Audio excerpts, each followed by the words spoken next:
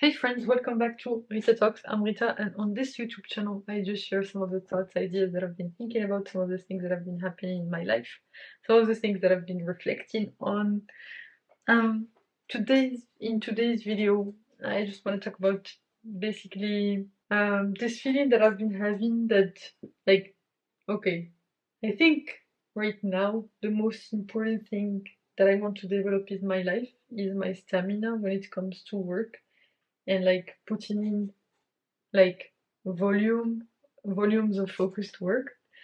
And I think that's something that I've been struggling with the past couple of months, mainly because of the nature of work that I was doing for a while, which was not very mentally taxing.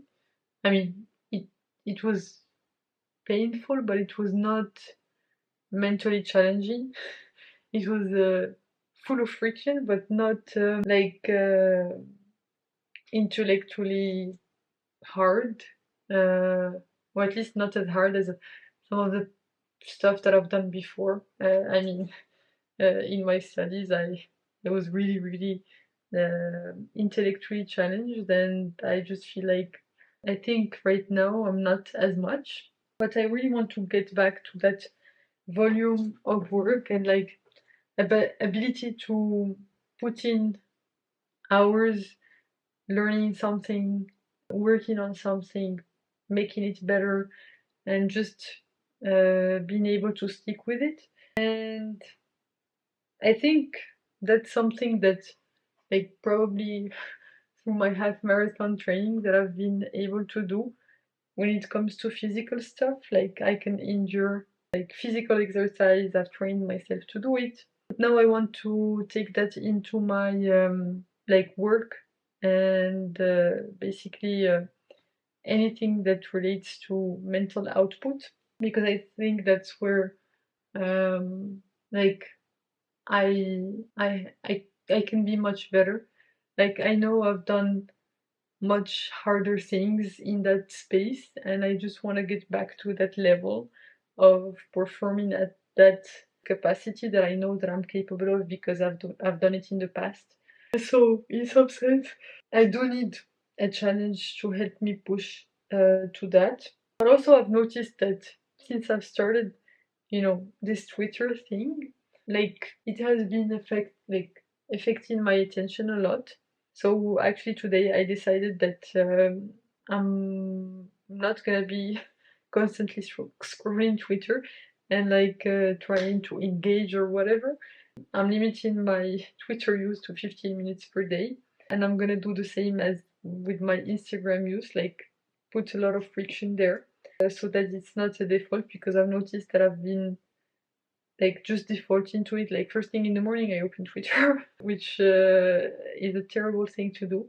And basically, I think it has been affecting my attention and my ability to focus. So today, I've just decided that I won't be spending as much time, because I mean was only spending as much time because I thought it was like the right thing to do, and because I like, especially in the first week that I spent on Twitter, I was super incentivized to stay on the platform and engage and all that stuff. It has done me more harm than good. So I think one of the reasons that I've been like supposedly using Twitter so much is that I've like, whenever I'm reading a book or something, I would immediately tweet whatever quote I found interesting or something like this. But I do have another process which I would default to whenever I didn't have I couldn't find anything interesting during the day to post. I would basically just look through my Readwise highlights and use those to post on Twitter. So I think right now I'm just defaulting to that as my regular process, and basically allowing my book highlights to get filtered out through the process, through this Readwise filter, so that first of all, I'm able to revisit those concepts over and over again, and also it decreases my task switching from like whenever I'm reading, I go to Twitter, post, and then come back to reading. That will decrease, and my attention will be less scattered because I will be less incentivized to spend time on Twitter. And basically, I will only spend time on Twitter like 15 minutes in the evening, the same way that I'm doing for Instagram. I mean, I post one picture on Instagram every evening, and I'm just gonna do the same for Twitter, where I go through my highlights every evening and like post 3 tweets every evening, and that's it. Not open the app until the next evening, because I genuinely don't like. I'm not addicted to it in the sense that I don't derive value from it. It's just something that I do when I'm bored or like just as a default because when I'm waiting in line or something. And I just noticed that it has affected my ability to focus a lot, and I feel like I don't think it's only attributed to that, to be fair, but I think it has contributed a lot to that. So yeah, I just decided today that I'm just changing my approach to be more aligned with the things that I want to focus on. And also now, since I'm not training for a half marathon, given that it's done, and I'm not running at all anymore on purpose. I'm just resuming my my evening walks, which I've really missed, and today was a great testament to that. I went like on the most amazing walk. I felt amazing. I listened to this amazing podcast episode by Tim Ferriss, and he had on the CEO of Levels. So basically, they do like this app for blood glucose monitoring that syncs with your blood glucose monitor and all of that stuff, similar to Very. I'm actually using Very because Levels was not available in Europe at the time that I started using it, but I'm only using the Very app because at the beginning I was using also the Very sensors, but I realized that I couldn't buy the sensors um, from the drugstore or like from the pharmacy in France at a much lower cost because it's subsidized in France. So I buy these blood glucose monitors just from the pharmacy at a much lower price, and I just have the app subscription to be able to track my food. So it was very, very interesting to hear about his life and like how he has managed to I don't know, outsource his like not outsource, but I would say delegate like lots of things on his plate so that he can only focus on the things that have the highest leverage. And also, I think the way that um, they approach work in their company is very interesting. They were talking a lot in this episode about work processes, how to make sure that your employees are well onboarded and that there is this culture of sharing, and they have some very good systems from what I could tell on the podcast that sounded very, very interesting that I wanted to implement for myself. And honestly, I think it was one of the most informative podcast episodes I've heard in a while. I mean, a lot of the podcast episodes that I listen to are very informative, but I think this one, so basically, his name is Sam Korkos, and it's episode number 694 on the Tim Ferriss show. I definitely recommend you go check it out. It's a bit long, it's like 3 hours, but I listened to it at 2x speed or like 1.8 speed. But genuinely one of the most interesting episodes that I've listened to, and I really needed this because today I think I was not feeling that great because in terms of productivity, it did not start out that great for me. If I'm being completely honest, I procrastinated a lot for most of the afternoon. I watched this show, which I felt terrible after watching it, just because it was not like an inspiring show. It was just like an entertaining show, but um, not make me feel that great. So at some point I just felt terrible, and then I decided, okay, I need to really work on this focus and my ability to just like get on with the work. And I think uh, like getting back to this routine of mine of going back to the basics, going back to walking, listening to podcasts, learning, being curious, exploring the areas there that are interesting to me is something that I have not done. I think probably since I went away for vacation, like for 1 month and a half, to spend with my family. And it's a rhythm that I think today I got a taste of what it felt like again. And I really enjoyed it, and I'm looking forward to having some more of this.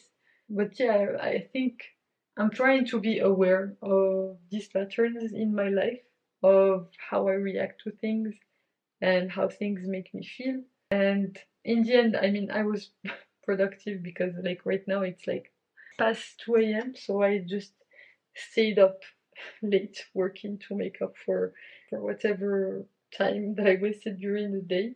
So I did end up making progress on this task that I've been putting off, and I'm really happy that I did, because otherwise uh, I would not have made progress on it. And I'm so happy that I made progress on two tasks that I needed to do and that I've been putting off in some sense. I mean, one for sure I've been putting off, the other one, it just got on my plate yesterday, and I needed to do it because it's quite time sensitive.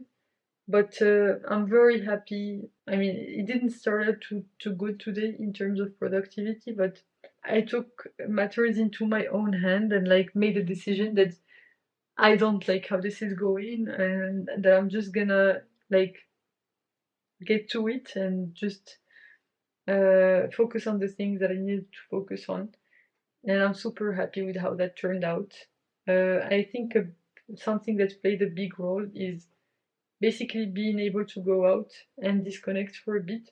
Because if I had made myself stay at home and just force myself to kind of work on these things, I don't think I would have had the perspective to do it, and I probably would have just continued procrastinating. But I think getting this break, mental break, like before I worked on my first task, I went, did some groceries, got back and then worked. And then to break it up, I went to the gym, had my 20 minutes of rowing session, and then I went for my usual 1 hour walk in the evening. My usual, my pre half marathon training, pre 1 month and a half away from here routine that I missed dearly. And I genuinely super enjoyed it because um, it just allowed me to be able to dream again, and like this whole world of possibilities opened up again because of the people that I get to listen to on this podcast. Um, and it just gives me a sense of everything uh, that I could do with my life and the world of possibilities that's out there. Uh, as long as I, keep working hard and like pursuing the right things, keep pursuing the right things. So yeah, I came out inspired from it, and then that also gave me the stamina in some sense to, when I came back home, to work on this task that I've been putting off and that I wanted to do, even if that meant that tonight I'm not gonna sleep at the earliest time. But I would rather not sleep too much this evening than go to bed with that feeling of guilt, of not having done what I know I should have done. So that's one thing. So yeah, like I think moving like forward, moving forward, I'm gonna be more intentional about like how I spend my time.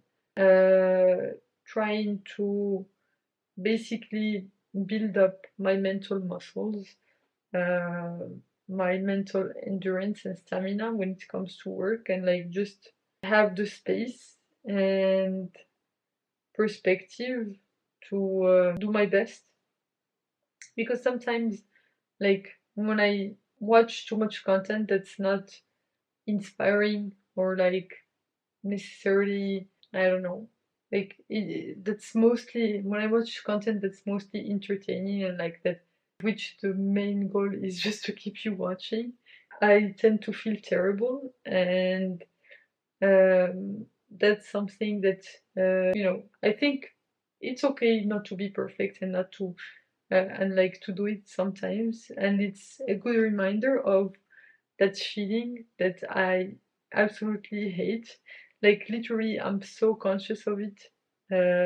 Whenever it happens, I'm like, this feels terrible. But sometimes you have to make it suck enough, like to feel how much it sucks to decrease the likelihood of it happening again. So I think I just need a reminder that about how much it sucked to feel that way, and like I didn't try to push it away and like deny it. I just decided that I would accept it and like say, okay, this is a problem. So how do we tackle this? How do we move on from this? How do we um, find a way to overcome these mental hurdles that I have around just getting to work and doing the things that I need to focus on. And I think right now that I've decided that I'm not gonna be spending as much time on Twitter/X. I feel this internal relief, my my focus has already improved in some sense because I know that I'm not gonna be opening the app, and so I think it was just I think over the past month or so, since I started this Twitter thing, I've really been opening the app all throughout the day, and it would just take my attention, and I would like waste time there. So now I just feel like I can do other things and not have my attention be taken over by other people's thoughts and agendas, or like this slot machine thing where you just keep on refreshing. So yeah. Sometimes it takes bad experiences and like feeling terrible to make a change, and I definitely feel like that's what happened for me today. Um, I just felt terrible, and then decided that this is not how I want my life to be. So try to find ways to change things. So so yeah. I definitely recommend you go check out this podcast episode on the Tim Ferriss show. I think it's 694, number 694. It's probably one of the best episodes that I've ever listened to because it was so interesting and dense in information. I mean, not dense in information, but full of insights on like it just opened up this whole world of possibilities for me, and it's like something that I would want to keep being reminded of.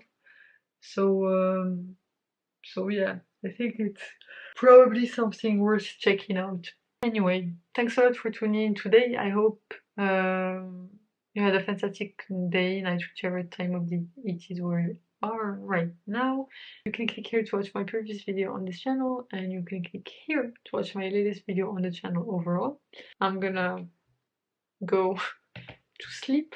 My eyes are already getting closed, but yeah, thanks a lot for tuning in, and I will hopefully see you in the next one. Bye bye!